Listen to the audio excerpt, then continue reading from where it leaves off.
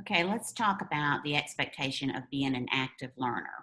You'll have to think for yourself what that means for your children in your classroom and when they're learning at home virtually. One of the places I would start is just reflecting from where you are now since school has started and what some of the problems are that you're dealing with, and just take a beat and go back and address those through mini lessons where you're actually not assuming things or implying information to the children about your expectations, but being very explicit in what your expectations are. So turn your problems into explicit mini lessons so that you can go ahead and solve those problems. So when we're talking about the expectation of being an active learner, you need to ask yourself, what does that mean? How am I going to know that my children are being active learners? What do they need to know in order to attempt to be an active learner?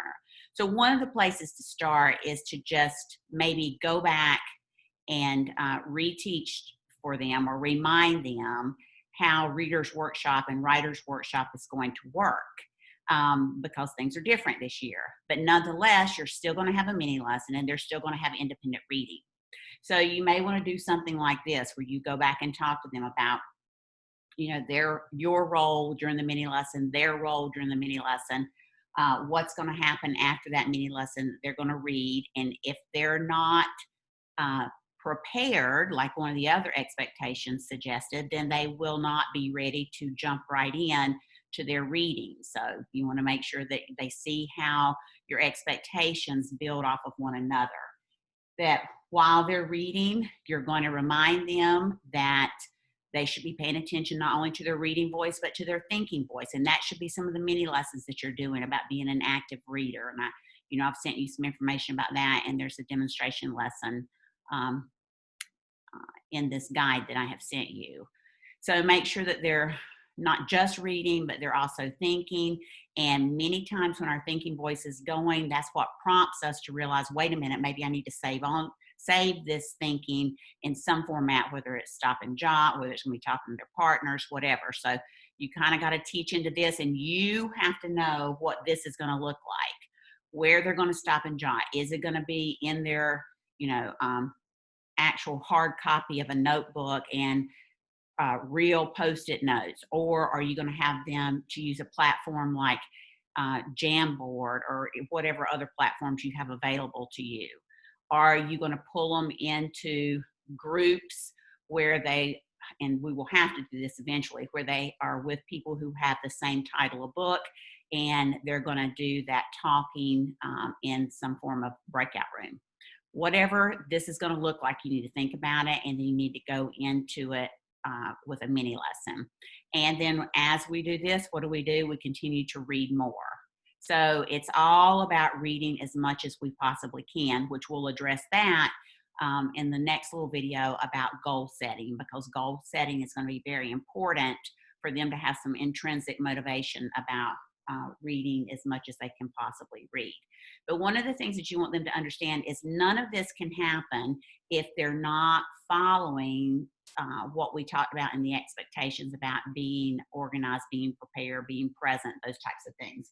So, just kind of going through the flow here of every day. This is the way it's going to flow every single day. So you should know what to do while this is happening. You should know what your job is here, and so forth. Okay, let's move on to the next. Once you determine how they're going to be communicating with their partners, because that is some of the most important work they do. And for you guys who have been doing this work, like Marshall folks last year, we saw how excited they were about getting with their partners and getting with their groups and sharing their thoughts. And if we want them to be active readers and thinkers, then they're going to have the opportunity to talk to someone. And I know it's difficult, but it can happen.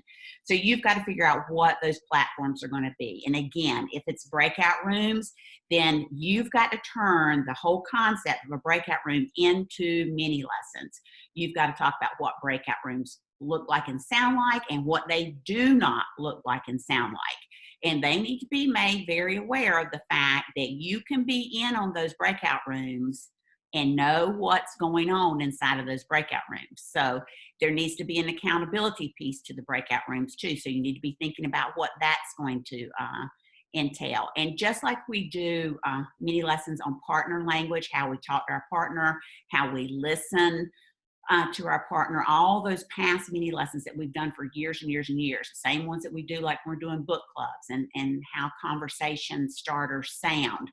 You teach into that because that's part of the expectations for the breakout rooms. You may decide to have chat logs. Now, this is something that I can send you an example of.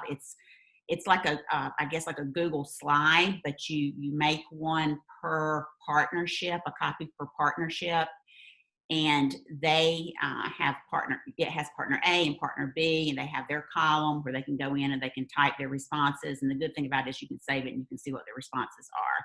But I'll send you that, and I'm sure you can come up with your own ideas for that. And you can consider whether or not you want to use the chat option. But again, I wouldn't touch it with a 10-foot pole. I wouldn't touch anything until I've done lots of lessons about what things look like, what they sound like, and what they do not look like, and what they do not sound like. I know a lot of teachers I've talked to in other states are using Jamboard. It's a place where, kids under your guidance can go in and post their own Post-it notes for their partners and for you. You probably are more familiar with it than I am. And there's other platforms that I'm sure you know about that I don't know about. But nonetheless, whatever they are, you have got to slow the train down and teach exactly what you expect. How you use it, what it sounds like, and what it looks like, what it does not sound like, and what it does not look like. That's going to apply for book clubs in the future. It's going to apply for any small group work that you do. When I was in the classroom and I would talk to kids about how you get up from your seat and you come to the carpet for a mini lesson, no joke. We even practiced what it sounded like when you pushed your chair in, and we practiced that over and over before they came to the carpet. Just any minute detail you can think of. Take the time to teach into it, because it will be so worth that time when you really get into the curriculum. Independent reading, that's an expectation. So you need to think about what's going to be your expectations for that. During independent reading, are you going to be able to see all of them? It depends on which platform you're using. Should they stay in their spot, whatever their designated learning spot is that we talked about in our Be Present expectations, whatever their learning spot is, they should, in my opinion, they should stay there for their independent reading, just like we expect them to stay in their seats when they're reading in the classroom. But that's up to you, however you determine to handle that. But just because they're independent reading doesn't mean they've gone away. They should have the expectation they're going to reconvene just like they do in the classroom. So there's a couple of ways you can do that. I know in Zoom, and I know you're not using Zoom, but there's other platforms that have waiting rooms, and you can put kids into waiting rooms. And I think you can even put kids into waiting rooms and then have a breakout room. That's something that you'll have to reach out to people who are smarter than I am when it comes to this. But I know that there's ways to do it. I was talking to some teachers in New York the other day, and they were telling me that they were doing those kinds of things. So just figure out ways that you can make sure they don't go away, that they're still reading. You got to think about how you're going to handle your readers' notebooks. I wouldn't even really worry about starting them right now, but you got to be thinking about what that's going to look like. Are they going to have a hard copy of a reading notebook? If they are, is it going to be an expectation that that has to come with them on their in-school day, because there's going to be a focus on what's going on inside those reading notebooks the day that they come to school? Are you going to attempt to try to do a virtual reader's notebook?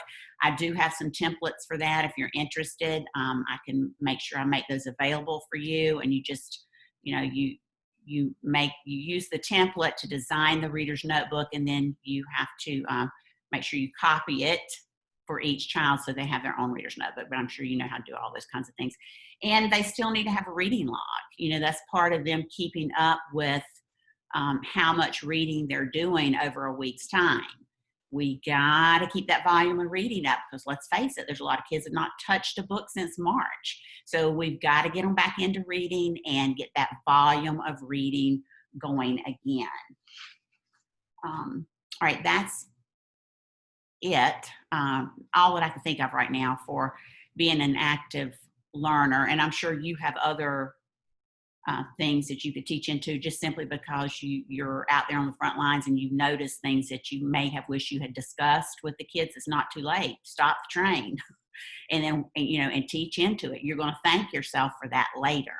All right, stay tuned because there'll be a short little video on being a goal setter.